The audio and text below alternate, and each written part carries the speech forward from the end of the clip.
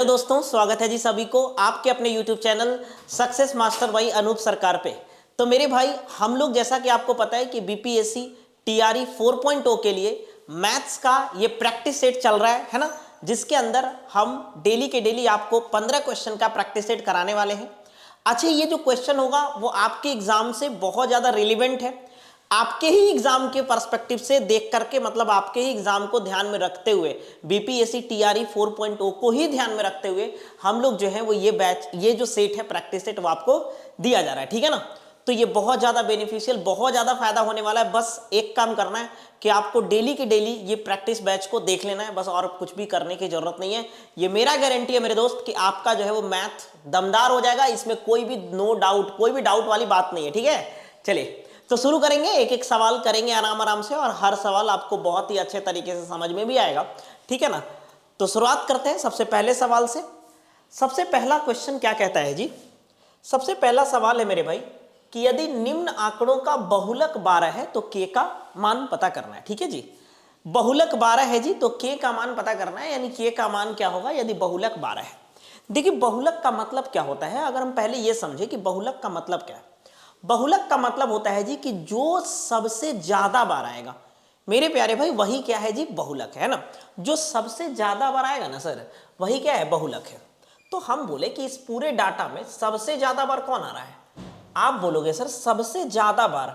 अच्छा, यहां सवाल में दिया है कि बहुलक 12 है, तो के का मान पता करना है। और हमने आपको यह बोला कि बहुलक का मतलब वो है कि जो सबसे ज्यादा बार होता है, इंग्लिश में मॉड कहते हैं ना, मॉड। तो मॉड क्या होता है? जो सबसे ज्यादा बार आता है ना, वही बहुलक या मॉड होता है। ठीक है सर।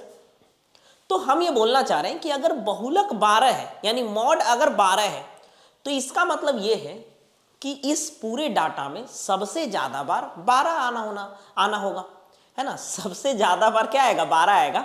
और अगर सबसे ज्यादा बार 12 आ रहा है तभी 12 बहुलक हो सकता है, अन्यथा नहीं हो सकता है। ठीक है।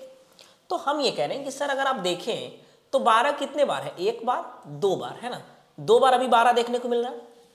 तो सर अगर वैसे अगर हम ये बोले कि सर 11 कितने बार है? एक बार, दो बार, बोले हाँ सर। 15 कितने बार है? एक बार, दो बार, ठीक है ना। तो सब के सब तो दो बार है। तो अगर हम बहुलक को 12 करना चाहते हैं तो हमें एक और 12 रख देना पड़ेगा। यानी कहने का मतलब है मेरे दोस्त कि अगर आप के जगह 12 रख दें तो फिर इस पूरे डाटा में हर जगह 12 हमें देखने पर क्या मिलेगा? 3 बार मिलेगा। कितने बार 12 मिलेगा मेरे भाई? 3 बार मिलेगा। जब 12 3 बार हो जाएगा तो फिर बहुलक 12 हो जाएगा। तो बहुलक 12 है, तो इसका मतलब है कि 12 सबसे अधिक बार आना चाहिए।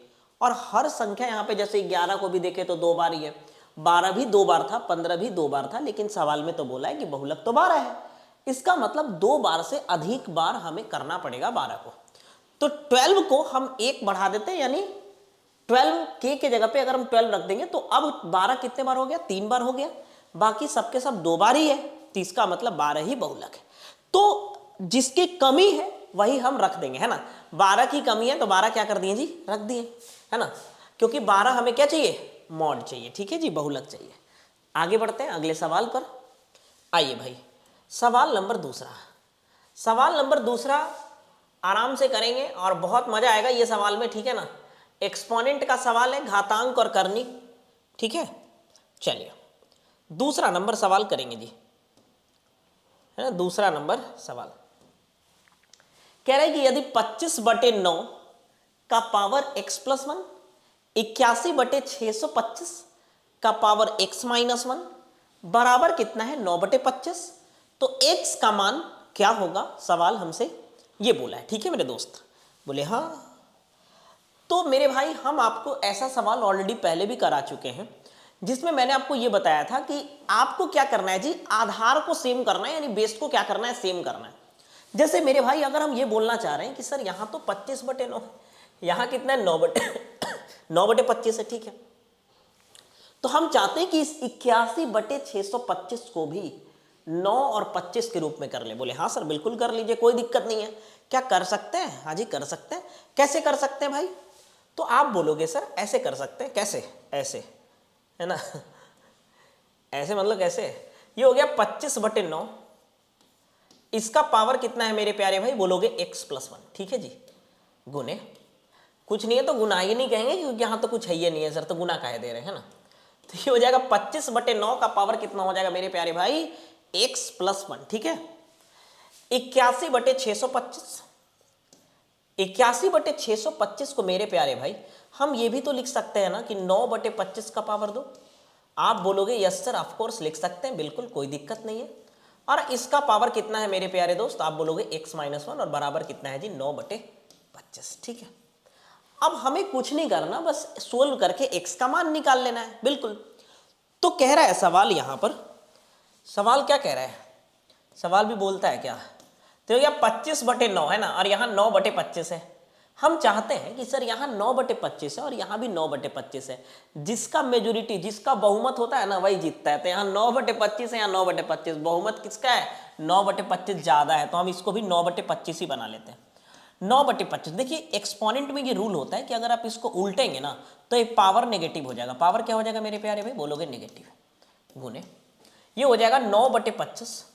पावर को क्या कर लेंगे, गुना कर लेंगे, तो 2 × x 2x माइनस का 2 और बराबर कितना हो जाएगा 9/25। ठीक है मेरे दोस्त, बोलोगे हाँ सर बिल्कुल। तो ये कितना हो जाएगा जी, अब देखिए यहाँ पे बेस सेम है, बेस सेम है, आधार सेम है। आधार सेम होता है तो पावर को क्या कर लेते हैं, जोड़ लेते हैं। पावर को क्या कर लेंगे मेरे दोस्त, तो जोड़ लेंगे। तो ये 9/25, ये कितना हो जाएगा, माइनस का x माइनस का 1 और प्लस का 2x माइनस का 2, 2x माइनस का कितना हो जाएगा 2 और ये हो जाएगा 9/25 का पावर 1। ठीक है दोस्त, अब यहां पे आपको समझना यह है कि जब कभी भी ऐसा हो कि अगर आधार सेम है और बीच में इक्वल टू का साइन है, समीकरण है ना, तो LHS और RHS में अगर आधार सेम है तो उसका घात भी यानी पावर भी सेम होगा। तो हम बस पावर को बराबर कर लेंगे। तो ये कितना है मेरे दोस्त, 2x और -x यानी कितना हो जाएगा प्लस का x। ठीक है, माइनस का 1 और माइनस का 2 कितना हो जाएगा दोस्त, माइनस का 3 बराबर, यहां पावर कितना है, बोलोगे 1 है, तो यहां 1 हो जाएगा और x का मान कितना आ जाएगा 4 आ जाएगा। ठीक है जी, x का मान 4 आएगा और यहां पे 4 तो हमें कहीं नहीं दिख रहा है, और जब 4 नहीं दिख रहा है तो आंसर होगा उपयुक्त में से कोई नहीं, है ना, उपयुक्त में से कोई नहीं होगा। सही किया ना, 2x - 2 और यहां हो जाएगा माइनस का x माइनस का 1, क्योंकि इसको उलट दिए है ना, तो माइनस का x माइनस का 1 प्लस का 2x माइनस का 2। ठीक है, यहां हो जाएगा x माइनस का 3 बराबर 1, तो x बराबर 4। ठीक है, आगे बढ़ते हैं, अगला सवाल, क्वेश्चन नंबर 3। क्वेश्चन नंबर 3 में क्या है मेरे भाई, सवाल नंबर 3। सवाल नंबर 3 में क्या है ना कि सहअभाज्य संख्या, यानी इसको इंग्लिश में हम को प्राइम नंबर कहते हैं। सहअभाज्य संख्या का मतलब होता है कि दो ऐसी संख्या जिसका HCF 1 होता है। तो आप बोलोगे कि सर अगर यहां पर हमें निकालना है कि सहअभाज्य संख्या का बताइए कि इसमें से कौन है जो सहअभाज्य है, तो आप तो बोल रहे हैं जिसका HCF 1 होता है, तो क्या हम सबका HCF निकालने लगे, बोले नहीं भाई ऐसे थोड़ी ना करेंगे, सबका HCF निकालेंगे मेरा दिन ही बीत जाएगा, नहीं सबका HCF नहीं निकालेंगे। एक काम हम कर सकते हैं कि सहअभाज्य को प्राइम का एक और बात होता है। एक और बात क्या होता है कि दो संख्या सहअभाज्य तब कहलाता है जब उसके बीच में कुछ भी कॉमन नहीं होना चाहिए ना, कुछ भी ऐसा चीज ना दिखे जो दोनों में हो, एक को छोड़ करके, क्योंकि एक तो सबके पास होता है, नहीं तो एक को छोड़ करके बाकी कुछ भी कॉमन नहीं होना चाहिए मेरे प्यारे भाई। तो आप कह रहे हो कि सर अगर हम आपसे ये पूछे कि सर देखिए 5 और 7, तो ठीक है ये सहअभाज्य है क्योंकि इसमें कुछ भी कॉमन नहीं है। अगर हम ये बोले मेरे दोस्त कि जैसे 9 और 11 बिल्कुल सहअभाज्य है, कुछ भी कॉमन नहीं है। अगर हम ये बोले सर कि 14 और 15 क्या कुछ कॉमन है, बोले नहीं सर कुछ भी कॉमन नहीं है, एक के अलावा, एक तो रहेगा ही लेकिन एक के अलावा क्या कुछ भी कॉमन है, बोले नहीं। तो अगर ऐसा है कि कुछ भी कॉमन नहीं है तो ये सब के सब क्या है जी, को प्राइम नंबर है, यानी सहअभाज्य संख्या है। तो ठीक उसी प्रकार से हमसे सवाल में ये पूछा है कि यहां पर कौन सा है जो सहअभाज्य है। हमसे सवाल में ये पूछा है मेरे भाई कौन सा है जो सहअभाज्य है, तो सहअभाज्य वही होगा जिसमें कुछ भी कॉमन नहीं होगा। तो क्या यहां कुछ कॉमन है क्या, 81 16 में कुछ कॉमन दिख रहा है क्या आपको, हमें तो नहीं दिख रहा है कुछ कॉमन। जैसे 2 से भी नहीं कटेगा, 3 से तो 81 कटेगा बट 16 नहीं कटेगा, मेरे हिसाब से यही आंसर होगा। अगर हम यहां देखें तो 7, ये तो लगता है कि 11 से कट जाएगा, तो ये तो 11 तो दोनों में कॉमन है, तो ये तो नहीं होगा। क्या यहाँ कुछ कॉमन है? एकदम दिख रहा है, ये तो साफ साफ दिख रहा है एकदम, ठीक है। तो ऑप्शन बी जो है वो सही आंसर है, इसमें कुछ भी कॉमन नहीं है। तो सह अभाज्य चेक करने के लिए बस आपको इतना ही करना है, ऐसा नहीं करना कि HCF वगैरह लेने लगेंगे ना तो पूरा दिन बीत जाएगा, वैसे नहीं करना, ठीक है भाई। आगे बढ़ते हैं अगले सवाल पर। अगले सवाल पर आएंगे जी। ये एक नॉर्मल सा सवाल है, अलजेब्रा का ही है। देखिए बच्चा क्या करता है, यहाँ पे दो तरीका है बनाने का। एक तो तरीका है कि आप बेगारी करिए। बेगारी समझते हैं? बेगारी का मतलब होता है बिना काम का करना, मतलब कोई भी बिना मतलब का, तो वही हो गया बेगारी। मतलब कोई लॉजिक ही नहीं है कि हम अगर उस तरीके से बनाए तो। एक तो तरीका है कि आप द्विघात समीकरण को सोल्व करिए, वहां से ए का मान निकालिए, फिर तामझाम करिए। तो उतना नहीं करना है। एक और तरीका है जो हम अलजेब्रा का मेथड लगाते हैं और वो उससे ये बहुत आसानी से बन जाएगा मेरे भाई, ठीक है, बहुत आसानी से बन जाएगा। तो आप आइएगा, इस सवाल को अगर हम देखें तो हम ये कह रहे हैं कि सर अगर आप ए से दोनों तरफ भाग दे देते हो, बात समझना, अगर हम ए से दोनों तरफ भाग दे देते हैं तो ये 2a में से तो एक ही ए बचेगा, -4a बटे ए करेंगे, बटे ए सब में करना है, इधर भी इधर भी, तो बटे ए करेंगे ना जी, तो यहां बचेगा 4, यहां क्या बचेगा 1 बटे ए, है ना जी यार, 1 बटे ए और बराबर कितना हो जाएगा 0, ठीक है। तो a प्लस 1 बटे ए का मान कितना आ गया मेरे प्यारे भाई? बोलोगे 4 है। तो सर आपको निकालना क्या है? a² प्लस 1/a², ठीक है। तो बस दोनों तरफ स्क्वायर कर लो, कुछ भी करने की जरूरत नहीं है, दोनों तरफ क्या कर लो मेरे दोस्त? स्क्वायर, ठीक है ना। तो ये हो जाएगा a² plus 1/a², a² plus b² plus 2ab, तो 2 गुने a गुने b, a गुने b की जगह क्या है 1/a, बराबर कितना है 4 का स्क्वायर 16, ठीक है भैया। तो यहाँ कितना हो गया भैया? तो ये से ये कट जाएगा, तो बचा कितना यहाँ पे a² प्लस 1/a² बराबर गड़बड़ा जाता है कभी, ये कितना हो गया a² बराबर कितना हो जाएगा 16। अब ये प्लस का 2 है ना सर, तो उधर जाएगा माइनस का 2 और बराबर कितना हो जाएगा 14। तो 14 जो है जी इस सवाल का सही आंसर है। 14 मेरे दोस्त इस सवाल का सही आंसर है ऑप्शन ए, उपरोक्त में से कोई नहीं, ठीक है। 14 जो है मेरे दोस्त इस सवाल का एकदम परफेक्ट आंसर होगा, क्योंकि 4 का स्क्वायर 16, 16 माइनस 2 कितना हो जाएगा 14, ठीक है। आगे बढ़ते हैं, अगले सवाल को अटैक करेंगे, सीधे एकदम अटैक करना है और सीधे सवाल को फेंक देना है बना करके ना। जान प्राण नहीं ऐसे ऐसे सवालों में। आइए, ये क्या कह रहा है? कुछ कह रहा है क्या? अच्छा, आपको इस सवाल का जो लेबल है वो कैसा लग रहा है ये भी आप कमेंट करके बताइएगा, ठीक है, कि क्वेश्चन का लेबल थोड़ा और अच्छा होना चाहिए या फिर थोड़ा और कम होना चाहिए ना, ये भी आप कमेंट करके बताएंगे जरूर, ठीक है, ये आपसे रिक्वेस्ट है।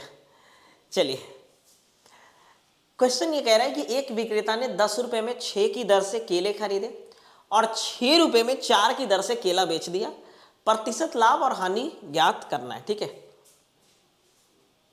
ठीक है भैया, प्रतिशत लाभ और हानि ज्ञात करना है।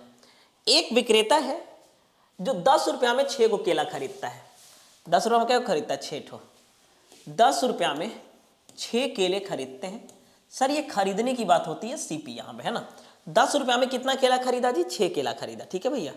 आगे कह रहा है कि 6 रुपये में 4 की दर से बेच दिया, 6 रुपया में 4 को बेचा, और जब बेचने गया ना तो बोला 6 रुपया दो 4 को देंगे, है ना। 4 को केला जो है वो बेचा है कितने रुपए में? 6 रुपये में, ठीक है।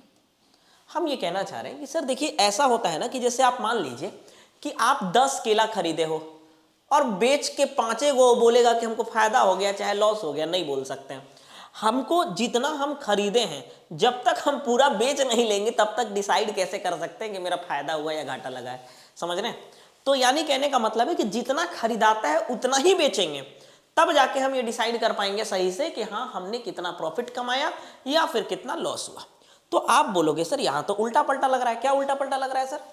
6 खरीदा है 4 बेच रहा है, तो ये तो गड़बड़ बात है। दोनों को पहले सेम करो ना भाई, या तो 6 दोनों को सेम करने के लिए हम इसको 12 बना देते हैं जी, 12 बनाने के लिए 2 से गुना और इसको भी 12 बना देते हैं और इसको करने के लिए 3 से गुना, खत्म, है ना। तो आप कहोगे कि जब सर 12 केला जो है वो 20 रुपया में हुआ, क्योंकि 2 से गुना पूरा में करेंगे ना तो यहाँ 20 रुपया हो जाएगा। 12 केला कितने में खरीदे भाई? 20 रुपये में। लेकिन 12 केला जब बेचने गया तो क्षेत्रीय 18 रुपये में बिका, क्योंकि 6 से यहाँ भी गुना करेंगे। आप बोलोगे सर 20 में खरीद के 18 में बेच दिए, घाटा तो लग गया, कितना का लॉस हुआ भाई? तो बोले 2 रुपये का। ₹2 का लॉस हुआ मेरे प्यारे दोस्तों, कितना में, 20 रुपए में। 1/10 का लॉस हुआ, और 1/10 का मतलब है 10% का घाटा लग गया है, लॉस हो गया है। 10% का लॉस हो गया है मेरे दोस्त, 10% का, और ये इस सवाल का सही आंसर है। ठीक है, आगे बढ़ते हैं अगले क्वेश्चन की तरफ। अगला सवाल 23/11 का आवर्ती दशमलव आपको बताना है। आवर्ती दशमलव का मतलब होता है कि रेकरिंग डेसिमल की बात होती है। रेकरिंग डेसिमल का मतलब क्या होता है सर? रेकरिंग डेसिमल का मतलब होता है कि वो कितना अंक के बाद ये रिपीट करेगा। रेकरिंग डेसिमल कितने अंक के बाद रिपीट करेगा, ठीक है, कितने अंक के बाद रिपीट करेगा ये आपको बताना है यहां पर। ठीक है, तो हम ये बोलना चाह रहे हैं कि 23/11 है, अगर हम इसको भाग दे देते हैं जी, भाग तो सबको देने आता होगा, है ना, बचपन में सीखे होंगे, कि कोई भी तो नहीं भूल गया भाई ऐसा नहीं है, मजाक कर रहे हैं। 11 दूना 22, 1 हो गया ना, 1 तो 1 हो गया तो 0 देंगे, तो फिर यहाँ 0 देना पड़ेगा, फिर 100 हो जाएगा, 11 9 99, फिर 1 हो जाएगा तो फिर 0 देना पड़ेगा, फिर 100 हो जाएगा, 11 9 99, फिर 1 हो जाएगा, फिर 0, फिर 9, इस तरह से आ रहा है। यानी बार बार हमारा कितना आ रहा है जी, 09 09 09 09 बार बार आ रहा है। तो यानी ये क्या हो जाएगा, 09 पर रेकरिंग हो जाएगा। 09 पे क्या हो जाएगा, बार, यानी रेकरिंग। तो ऑप्शन सी सही आंसर है। 09 पे क्या हो जाएगा जी, रेकरिंग हो जाएगा। ऑप्शन जो है मेरे भाई सी सही आंसर है। आगे बढ़ते हैं, अगले सवाल पर आएंगे, क्वेश्चन नंबर नेक्स्ट। अगला क्वेश्चन कह रहा है मेरे प्यारे दोस्तों, ये बताइए दोस्तों, ठीक है, देखिए ये कह रहा है कि यदि एक दूध वाला जो है वो 9 लीटर दूध में 4 लीटर पानी मिलाता है, दूध और पानी का अनुपात समान बनाए रखने के लिए, यानी पहले जितना दूध और पानी था अगर उतना ही रखना है, तो कह रहा है कि 36 लीटर दूध में कितना पानी मिलाएंगे। 36 लीटर दूध में जी कितना पानी मिलाएंगे, सवाल हमसे ये पूछा है। ठीक है, 36 लीटर दूध में कितना पानी मिलाएंगे। तो आप बोल रहे हो जी कि आप पहले 9:4 के अनुपात में आपके पास दूध और पानी था, पहले 9:4 के अनुपात में मेरे प्यारे भाई दूध और पानी था। आप अभी भी चाहते हो कि हम अनुपात को समान रखें, समान मतलब बराबर, समान मतलब जितना पहले था उतना की बात हो रहा है। हम अभी भी 9:4 ही रखना चाहते हैं। तो आप कह रहे हो कि 36 लीटर अगर दूध होगा तो पानी कितना मिलाएंगे, सवाल यही तो बोला है।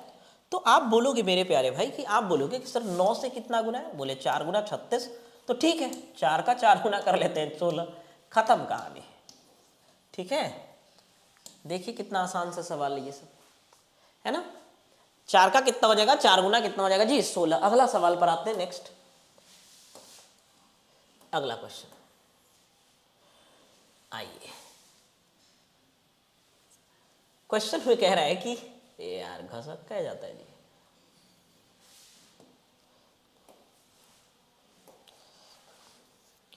कह रहा है सर कि एक घन के संपूर्ण पृष्ठीय क्षेत्रफल और पार्श्व पृष्ठीय क्षेत्रफल का अंतर इतना है, घन की प्रत्येक भुजा की लंबाई कितनी है।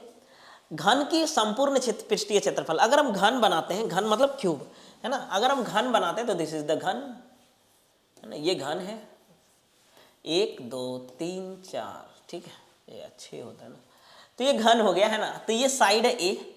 अब घन का अगर हम कुल पृष्ठीय क्षेत्रफल की जब बात होती है ना मेरे भाई, घन का कुल पृष्ठीय क्षेत्रफल की बात होती है तो वो होता है मेरे दोस्त, कुल पृष्ठीय क्षेत्रफल वो होता है 6a²। घन का अगर आयतन की बात होता है मेरे भाई, तो घन का आयतन होता है जी, क्या होता है, a³, ठीक है ना। घन का अगर हम पार्श्व पृष्ठीय क्षेत्रफल की बात करें, पार्श्व पृष्ठीय क्षेत्रफल, ठीक है, तो वो कितना होता है जी, 4a²। अगर हम बात करें घन का विकर्ण, सब लिख दिए एक बार में, कभी सवाल और भी कहीं आ जाए तो कितना हो जाएगा, घन का विकर्ण √3 है, √3 है, ठीक है, √3 है। अब आइए, जैसे यहां कह रहा है कि घन का पार्श्व पृष्ठीय क्षेत्रफल और कुल पृष्ठीय क्षेत्रफल के बीच में जो अंतर है ना, घन का पार्श्व पृष्ठीय क्षेत्रफल और कुल क्षेत्रफल के बीच में जो अंतर है जी, वो कितना है। तो आप बोलोगे अंतर तो यहाँ 2a² का है, अंतर 2a² का है, लेकिन सवाल में अंतर कितना का दिया है, 40-50 का, तो लिख देते हैं 40-50, खत्म कहानी। तो ये 2 से कट जाएगा 20-25, और 20-25 जो है ना वो 45 का स्क्वायर होता है, तो a का यानी जो साइड होगा वो 45 होगा, ऑप्शन सी आंसर है। 20-25 जो है मेरे भाई वो 45 का स्क्वायर होता है, तो a का मान कितना हो जाएगा दोस्त, 20-25 यानी 45, ठीक है जी। आगे बढ़ेंगे अगले सवाल पर। नेक्स्ट सवाल को गर्दा गर्दा उड़ा देंगे, ठीक है जी। अगले सवाल पर आते हैं। नो कम ऑन, अगला सवाल कह रहा है सर कि, ठीक है, कह रहे ए ने एक बैंक में 8,000 रुपए की राशि 8% वार्षिक साधारण ब्याज पर जमा किया। बी ने 6,000 की राशि 10% वार्षिक चक्रवृद्धि ब्याज पर जमा करा। 3 साल के बाद ब्याज राशि के बीच का अंतर कितना है? बहुत अच्छा सवाल है ना। 3 साल के बीच का ब्याज का अंतर कितना है, आपसे ये पूछा है। बहुत साधारण सा है, कुछ भी करने की जरूरत नहीं है। जैसे यहां कह रहा है कि 8% के हिसाब से, 8% की अगर हम बात करें, 8% यार, 8% की जब बात होती है तो 8% के हिसाब से कितने साल के लिए बोला? एक बैंक में 8,000 रुपए की राशि 8% वार्षिक साधारण ब्याज की दर पर जमा करी। बी ने 6,000 की धनराशि 10% की वार्षिक साधारण ब्याज चक्रवृद्धि ब्याज पे जमा करा है। 3 साल बाद उनकी ब्याज राशि के बीच का अंतर कितना है? मेरे प्यारे भाई, अगर हम बात करें एसआई, 3 साल के लिए एसआई की बात करें तो आप बोलोगे सर कि अगर 8% के हिसाब से तो 3 साल में 24% का ब्याज मिलेगा। एक साल में 8% तो 3 साल में कितना? 24%, खत्म। एक साल में 8% तो 3 साल में 24%, ठीक है। सीआई कितना हो जाएगा जी 3 साल के लिए? हम आपको लिखवाए थे कुछ पिछले वीडियो में, हम आपको लिखवाए थे कि जैसे अगर सीआई है ना, और रेट अगर 10% है, रेट कितना है जी 10%, तो 2 साल का ब्याज जो होता है, 2 साल का ब्याज, 3 साल का ब्याज, है ना, 4 साल का ब्याज, ये आपको याद रख लेना है। सीआई के केस में 10% में 2 साल का ब्याज 21% होता है, 3 साल का 33.1% होता है, 4 साल का 46.41% होता है, ठीक है। इस तरह से तो हम ये बोल रहे हैं कि 3 साल का साधारण ब्याज कितना है? आप बोलोगे 24%, लेकिन 3 साल का चक्रवृद्धि ब्याज कितना है? बोलोगे 33.1%। तो मेरे प्यारे भाई, अंतर कितना का है? अंतर कितना का है? लेकिन एक चीज और है कि यहां जो 24% निकालना है सर, वो किसका निकालना है मेरे दोस्त? 8,000 का। तो पहले हम निकाल लेते हैं। अब 8,000 का 24%, 8,000 का 24%, ठीक है जी। 00 से 00 कटेगा, 24 8 192 ना, हाँ। तो 1920 रुपए का ब्याज मिला, साधारण ब्याज। अगर हम चक्रवृद्धि ब्याज बोले तो 33.1% निकालना है, प्रतिशत के लिए बटे 100, और एक यहां से 0, है ना। और ये कितना का है? 6,000 का, ठीक है दोस्त। तो 1800 और 86, 1986 आएगा आई थिंक, ठीक है। 6 कम 6 17 18 के बाकी 1 17 18 19, 1986। अंतर कितना का है? तो आप बोलोगे 20 में 66 जोड़ेंगे ना सर, तो 86 आ जाएगा, और ऑप्शन सी आंसर है। 66 रुपए का अंतर है, ऑप्शन सी बिल्कुल सही है, ठीक है जी। हाँ, चलिए अगले सवाल पर आते हैं। नेक्स्ट अगला क्वेश्चन कह रहा है भाई कि ए और बी, ए और बी की आयु का अनुपात 5:3 है। 5 साल बाद उनकी आयु का अनुपात 10:7 हो जाएगा। ए और बी की वर्तमान आयु के बीच का अंतर कितना है? ए और बी की वर्तमान आयु के बीच का अंतर कितना है, सवाल ये पूछा है। देखिए बहुत आसान है कि ए और बी की आयु का अनुपात, ए और बी 2 आदमी हैं, इनकी जो आयु है जी वो 5:3 के अनुपात में, ठीक है। 5:3 के अनुपात में 5 साल बाद उनकी आयु 10:7 हो जाएगा। जब 5 साल बीत जाता है तो उनकी आयु कितना हो जाता है? 10:7। कितने साल बाद? 5 साल बाद। तो मेरे प्यारे भाई, अगर 5 साल हम बढ़ेंगे तो 5 साल आप भी बढ़ोगे, ऐसा थोड़ी नहीं कि खाली हम ही बढ़ेंगे। 5-5 साल सब लोग बढ़ेगा नहीं। जब सब लोग बढ़ेगा तो इसका अंतर भी तो सेम होना चाहिए ना। यहां तो 5 का अंतर है, यहां तो 4 का अंतर है, तो गड़बड़ बात है। दोनों तो सेम बढ़ेगा ना जी। तो अंतर बराबर करने के लिए अंतर से ही गुना करेंगे, नहीं समझे? अंतर बराबर करने के लिए अंतर से गुना। जैसे यहां अंतर कितना का है? 2 का, और यहां अंतर कितना का है मेरे दोस्त? 3 का। तो अंतर बराबर करने के लिए अंतर से ही गुना करेंगे। इसको गुना करेंगे कितना से? 3 से, उलट के, है ना। इसके अंतर से इसको गुना कर लेंगे, इसके अंतर से इसको गुना कर लेंगे, ठीक है दोस्त? बोलोगे हाँ दोस्त। तो ये कितना हो जाएगा? 15:9, और ये कितना हो जाएगा जी? 20:14। ठीक है, अब आप देख सकते हैं दोनों में कितना का अंतर है, 5-5 का अंतर है, यानी दोनों में 5 का अंतर है, ये अब सही है। अब अंतर समान हो गया, क्योंकि अगर एक आदमी 5 साल बढ़ रहा है तो दूसरा भी 5 ही साल बढ़ेगा, बट पहले ऐसा नहीं था जब हम अंतर बराबर नहीं किए थे। तो ठीक है, अब सवाल में कह रहे हैं कि ए और बी की वर्तमान आयु के बीच का अंतर कितना है, 5 साल बाद उनकी आयु का अनुपात 10:7 है। 5 साल बाद, कितने साल बाद जी, 5 साल, तो दोनों को तो बराबर कर दिए। ठीक है, अच्छा यहाँ पर रेशियो में अंतर कितना का है, आप बोलोगे 5 का, लेकिन सवाल में अंतर कितना है, 5 साल बाद ही तो बोला है ना, तो कितना गुना, 1 गुना। ठीक है जी, 5 साल बाद ही बोला है ना सवाल में, और हमारा भी तो रेशियो 5 ही साल बढ़ा ना। हाँ ठीक है, तो 5 का मान 5 है। ए और बी की वर्तमान आयु के बीच का अंतर कितना है, ए और बी की वर्तमान आयु, बात समझेंगे, ए और बी की वर्तमान आयु कितना है, ए और बी की वर्तमान आयु का अंतर कितना है, ए और बी की वर्तमान आयु की अंतर कितना है, ए और बी की वर्तमान आयु के बीच का अंतर, बिल्कुल समझेंगे। ए का वर्तमान आयु कितना है, 15, बी का वर्तमान आयु कितना है, 9, तो अंतर कितना का है, 6 का। 6 का कितना गुना, 1 गुना, तो आंसर क्या होगा, 6 साल। ऑप्शन सी आंसर है। ऑप्शन क्या है जी, सी आंसर है, सी। ठीक है, 6 साल। 6 साल जो होगा मेरे भाई वो इसका सही आंसर होगा। आगे बढ़ते हैं अगले सवाल पर। ठीक है, ठीक है, नेक्स्ट ये सवाल कह रहे हैं मीन, मीडियन और मोड का सवाल है ये। ठीक है, ये लगता है पहले किया हुआ, बट फिर भी आज आपका फिर से फॉर्मूला रिवाइज हो जाएगा ना। चलिए, तो ये एक फॉर्मूला पर बेस्ड है, मीन, मीडियन और मोड का सवाल। फॉर्मूला क्या है, कहता है कि आपको पता होना चाहिए कि जो मोड होता है ना, मोड मतलब बहुलक, बराबर 3 मीडियन यानी 3 गुने माध्यिका माइनस का मीन, मीन मतलब माध्य, 2 मीन है ना। तो यानी क्या होता है कि बहुलक बराबर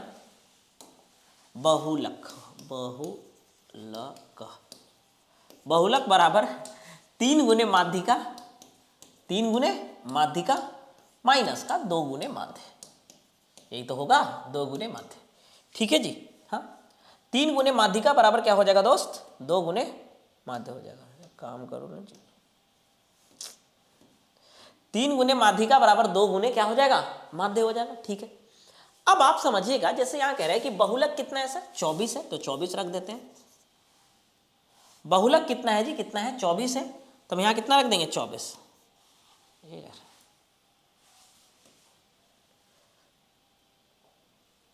बहुलक कितना है, 24, तो रख कितना देंगे, 24 रख देंगे। माध्य के जगह 60 रख देंगे, और माध्यिका निकाल लेना है, तो सीधा सा फॉर्मूला पे रख करके सीधा सा बनाना है, इसमें कुछ भी नहीं है इस सवाल में, है ना, केवल और केवल फॉर्मूला बेस्ड है। आइए अब चलेगा, हाँ, तो अगर हम बहुलक के जगह रख देते हैं कितना, 24 बराबर 3 गुने माध्य, माध्यिका 3 गुने माध्यिका, माध्यिका नहीं पता है ना, माध्यिका ही तो निकालना है, माध्यिका नहीं पता है, माध्यिका नहीं पता है, बराबर 2 गुने माध्य यानी 60, तो ये 60 गुना कितना हो जाएगा, 120, तो 24 प्लस 120 कितना हो जाएगा, 144, 24 प्लस 120 कितना हो जाएगा दोस्त, 144, और बराबर हो जाएगा 3 गुने माध्यिका मीडियन। तो हमें यहाँ से माध्यिका निकालना है, तो ये कितना हो जाएगा, 48 या 144, 48 जो है जी वो इस सवाल का सही आंसर होगा। ठीक है, 48 जो है मेरे भाई वो इस सवाल का सही आंसर है। आगे बढ़ते हैं अगले सवाल पर, क्वेश्चन नंबर 13, जो भी होगा 13 या 14 होगा ये। आइए ये सवाल पे आते हैं।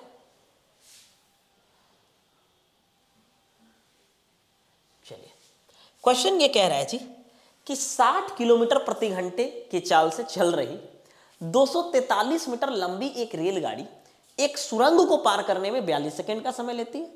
तो सुरंग की लंबाई कितनी है ना, सुरंग की लंबाई कितनी है। अच्छा, ट्रेन अगर किसी सुरंग को पार कर रहा है तो उसकी जो कुल दूरी होगा ना वो ट्रेन की लंबाई प्लस सुरंग की लंबाई, या ट्रेन अगर किसी प्लेटफॉर्म को पार कर रही है तो उसका जो कुल दूरी होगा वो ट्रेन की लंबाई या प्लस प्लेटफॉर्म की लंबाई। अगर ट्रेन किसी दूसरी ट्रेन को पार कर रही है तो पहली ट्रेन की लंबाई प्लस दूसरी ट्रेन की लंबाई, ये यहाँ पे कुल दूरी होता है। ठीक है भाई, तो यहाँ पर कुल दूरी कितना है, कुल दूरी बोलोगे जी 243, तो आपका क्या है, ट्रेन की लंबाई है।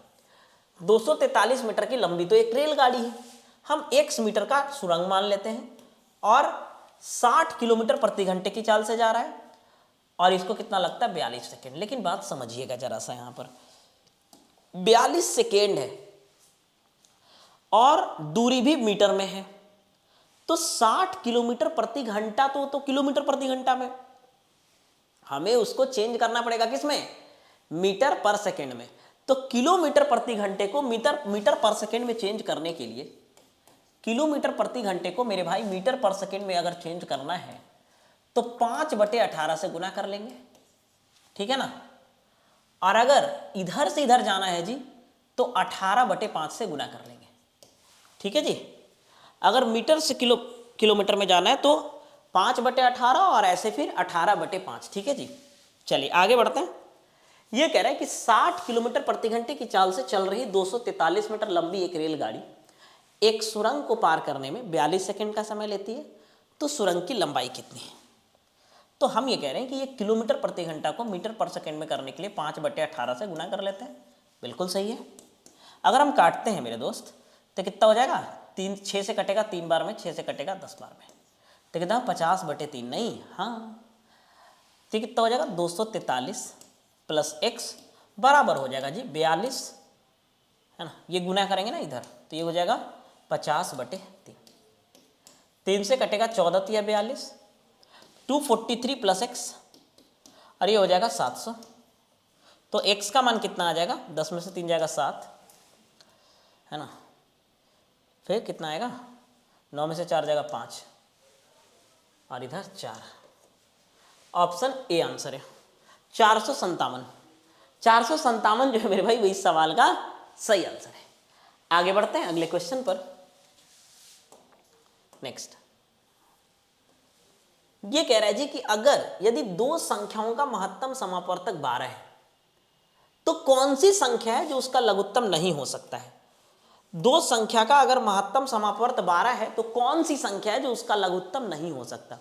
देखिए लघुत्तम और महत्तम के बीच में कुछ रिलेशन होता है और वो रिलेशन पता है क्या होता है, लघुत्तम और महत्तम के बीच में रिलेशन होता है जी। और वो रिलेशन ये होता है कि महत्तम हमेशा लघुत्तम को पूरा पूरा काटता है ना, पूरा पूरा क्या करता है, काटता है ना। लघुत्तम जो है महत्तम जो है वो हमेशा लघुत्तम को क्या करता है, पूरा पूरा काटता है। HCF जो है वो हमेशा LCM को पूरा पूरा काट रहा है।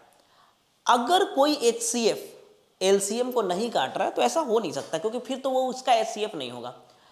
अगर सेम दो संख्या का HCF भी निकालें और उन्हीं दो संख्या का अगर हम LCM भी निकालें तो HCF LCM को हमेशा काटेगा, ये फैक्ट है।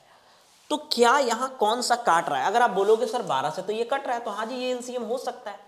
24 ये भी कट रहा है, हो सकता है। 80 नहीं कट रहा है, तो यही आंसर है ना, सी आंसर है इसका, सी। ठीक है भैया, सी जो है जी वो इसका सही आंसर है, ठीक है, क्योंकि सी जो है वो 12 से नहीं कट रहा है। आगे बढ़ते हैं अगला क्वेश्चन, अगले सवाल पर आते हैं। कह रहे धातु के गोले की त्रिज्या 9 सेंटीमीटर है, इसे पिघला करके इसे खींचकर मतलब पिघला करके खींच दिया गया और 0.3 सेंटीमीटर त्रिज्या वाला एक तार बनाया गया, तो तार की लंबाई कितनी है। बहुत अच्छा, तार की लंबाई आपसे पूछा है कि एक धातु का गोला है और उस गोला को पिघलाया गया और एक तार बनाया गया, तो बोला तार की लंबाई कितनी है। मेरे प्यारे दोस्त, जो धातु होता है वो तो गोला होता है, तो गोला देखिए ऐसा जब भी सवाल हो पिघलाने वाला है ना, कोई किसी को पिघला दे तो पिघलाने का मतलब क्या है कि उसको पिघला करके दूसरे शेप में ढाल देना।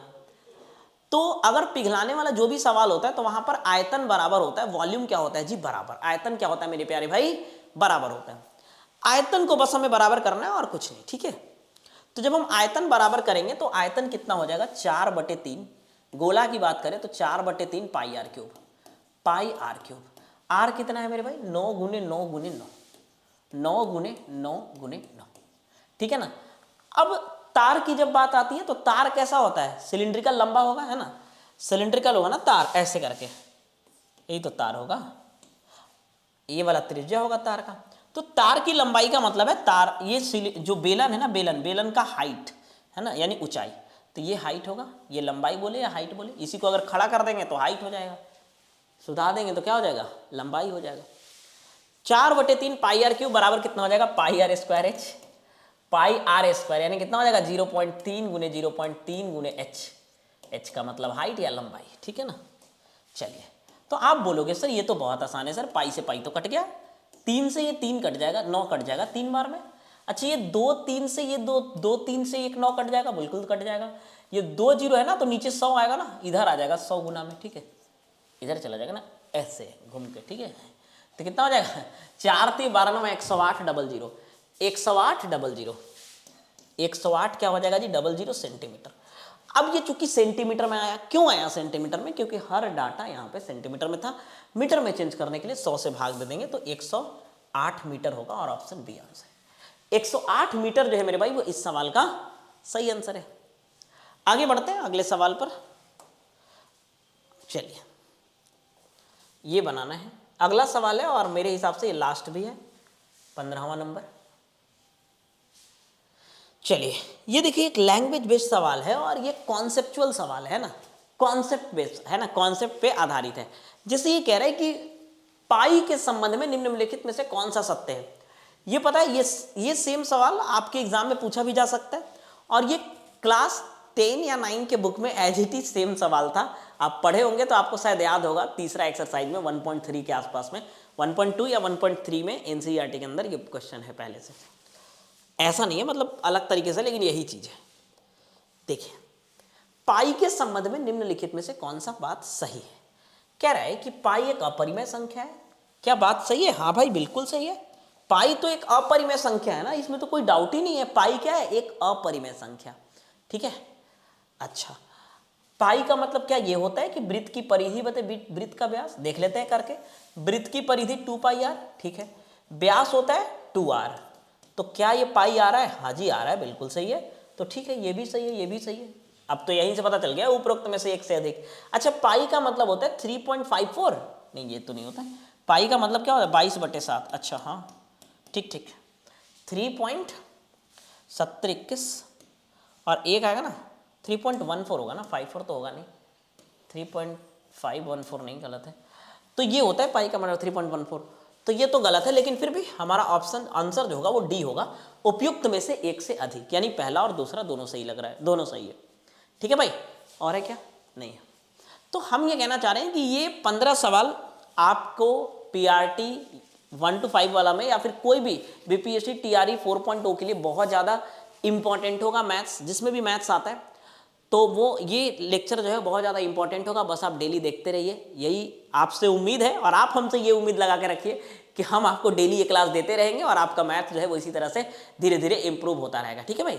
चलिए एक चीज़ आपको बताना है कमेंट में कि वीडियो कैसा लग रहा है, क्वेश्चन का लेवल कैसा है, क्या और ऊपर करें या और नीचे करें या बीच में ठीक है है ना। तो ठीक है, फिर मिलते हैं नेक्स्ट क्लास में। Thank you, bye bye.